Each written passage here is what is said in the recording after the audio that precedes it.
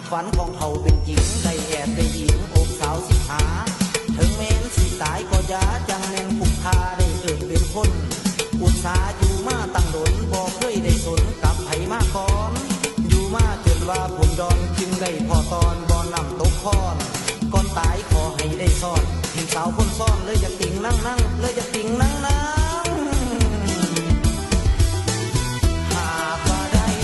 นั่งและตั้งนิ่งสมดังใจแม่นว่าสีบ้าวายอ้ายบ่เสียดายดอกน้องเข้ามาเพื่อคืนเข้าอยากกินยาดองถ้าหากไปได้ของขอหักหอมสบายอายุจะหลายก็เพียงตัวเลขเลยชื่อสเปคหัวใจเหลือหลายอยากได้รีโมทมากดหัวใจให้สาวหน่อยลงไหลมาหักเขามาคืน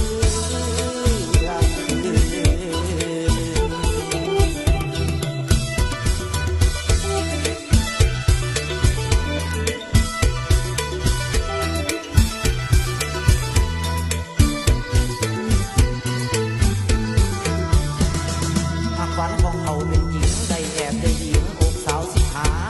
ถึงแม้นสิตายก็อย่าจังแม่นคุ้มค่าได้เกิดเป็นคนอุตสาห์อยู่มาตั้งโดนบ่เคยได้สนกับไผมาก่อนอยู่มาจนว่าผมดอนจึงได้พอตอนบ่นำตกคอนก่อนตายขอให้ได้ซ่อนเห็นสาวคนซ่อนเลยอยากติ่งนั่งเลยอยากติ่งนั่งหากว่าได้นั่งและตั้งนิ่งสมดังใจแม่นว่าสีบ้าวายอ้ายบ่เสียดายดอกน้องเข้ามาเพื่อคืนเข้าอยากกินยาดองถ้าหากไปได้ของขอหักหอมสบายอายุจะหลายก็เพียงตัวเลขเลยคือสเปคหัวใจเหลือหลายอยากได้รีโมทมากดหัวใจให้สาวหน่อยลงไหลมาหักเขามาเคือกให้สาวหน่อยลงไหลมาหักเขามาเคือก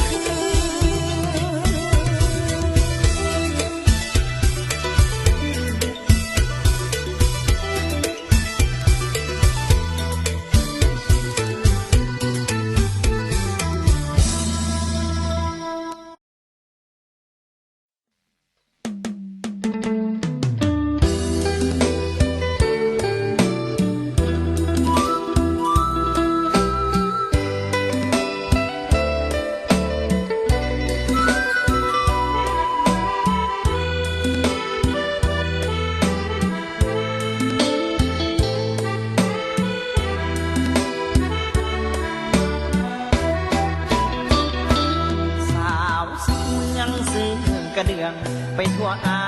ณาหนึ่งไม่แดนสามห้างสาวสิเมืองนักว่าหนึ่งได้มาพบพ่อ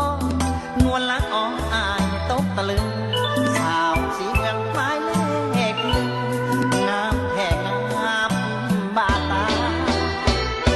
บุญออกพรรษาจุดธูปเวียนงานมัดคืนนั้นสองเอาเคียงคู่กันน้องยังบอกให้แน่มึงจันแล้วน้องก็บอกวางทางอายเท่าฟ้าแต่อายก็บอกน้องนะว่าให้ฮักน้องเขาแผ่นดินถ้าพี่งอเจ้าแม่สิเมืองผู้ศักดิ์สิทธิ์จงช่วยเนละมิตรให้ฮักทางอันนี้สมหักสมหวังให้ความมักทางยังยืนยาวยังจีหลังสิ่งที่ข้าวันเพื่อให้ข้าได้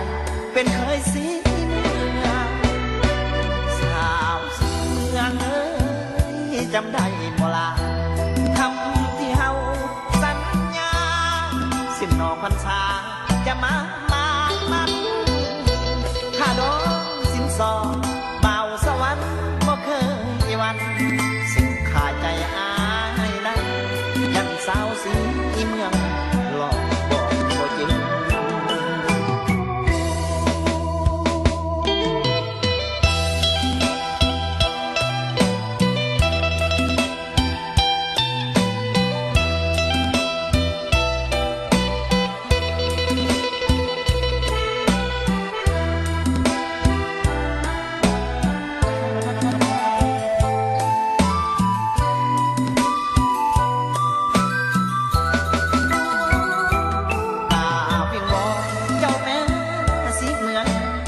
กดิ์สิทธิ์จงช่วยเนละมิตให้หักหางอันนี้สมหักสมหวังให้ความมักขายังยืนยาวยงจีหลังสิ่งที่ข้าวาดหวังคือให้ข้าได้เป็นเคยสีเมืองสาวเมืองเอ้ยจำได้บ่ลาคำที่เฮาสัญญาสิ้นนอกพรรษาจะมานัดข้าดองสินสอดเบาสวรรค์บ่เคยวันสิ่งขาใจอายนะยันสาวสีเมืองหลอกบอกบ่จริง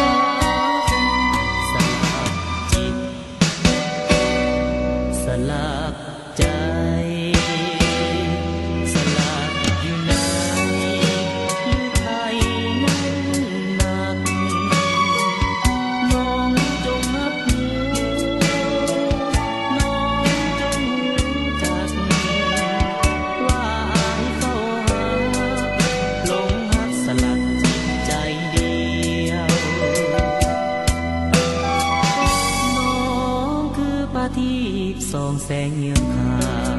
สีวาตั้งใจไว้ว่าเกี่ยวสั่วฟ้าแน่นเหนียวฮักโตคงหวานซื่นนักแม่นน้องบ่ฮักฮักแน่นเหนียวฮักเดียวเพียงน้องตลอดไป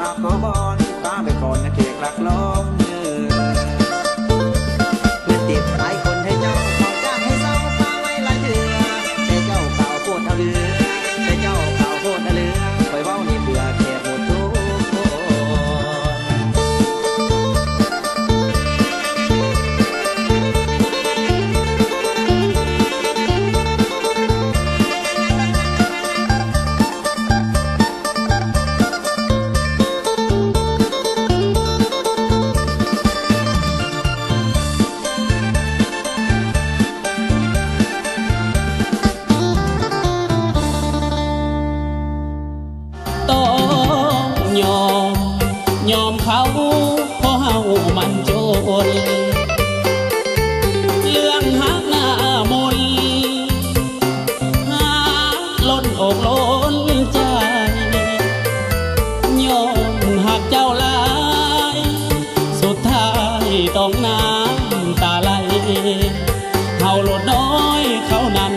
รถใหญ่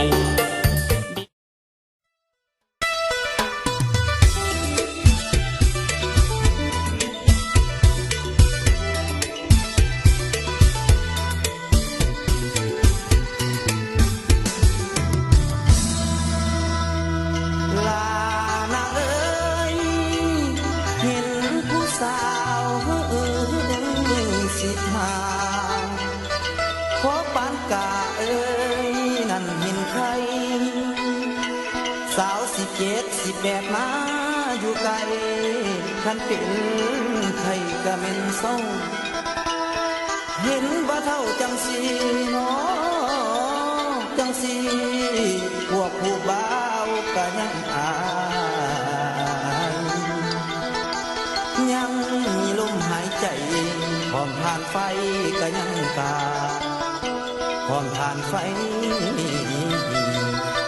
ก็ยังกาก็ยังกา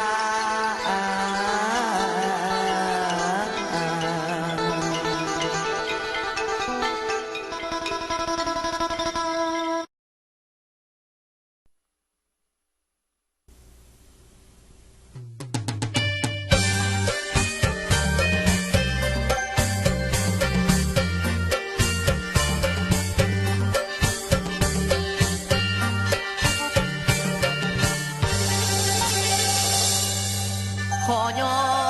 มือขึ้นเหนือเก่าฝากเสียงล้ำเบา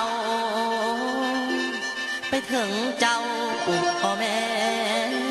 พ่อแม่ถึงอยู่ไกลก็ตามแต่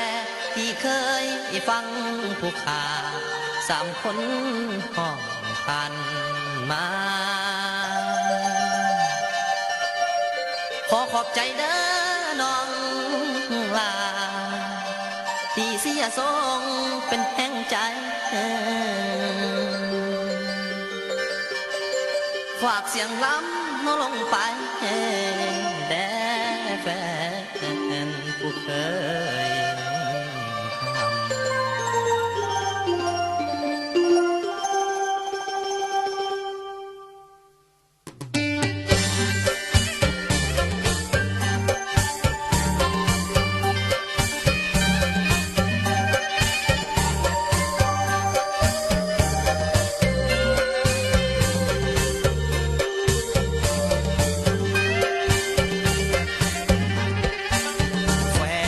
แฟน